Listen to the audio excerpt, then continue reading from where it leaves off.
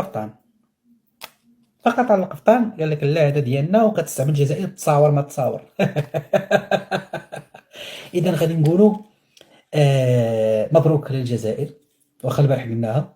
وحتى السيده ديك المغربيه اللي عندها قناه وكتهضر في الاخر قالت لك انا صافي استسلمت، لان قالت لك هذا الشيء كله تخوار، يعني كلشي خرطي، كيغوتو في الاخر الشيء اللي غيسبوا في ان واحد السيد باع القفطان للمتحف الهولندي. واش انت مريض؟ واش انت مسطي؟ واخا تبيع واحد الحاجه كيبقى الاصل ديالها كيتنسب ليها. خصكم نتوما الخريه يعني الانسان يقبل الهزيمه.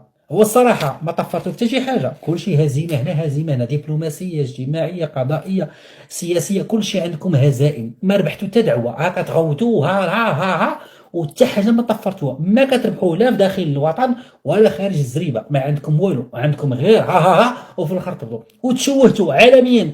المصائب ديال البرلمان الاوروبي، ها ديال ما نعرف شنو، كلكم فضائح. ها انتم عندكم داك ديال الكوكايين، هذاك المالي، فين ما درتي تلقى الفضائح. ها ديال هذا، ها ديال، كلكم غارقين فضائح، كوارث كحله والعياذ بالله. المهم دابا زدتوا على ديال الكلاب، صافي جبتوا الربحه. اخوتي واخواتات، احبكم في الله، ليله سعيده وكتبقى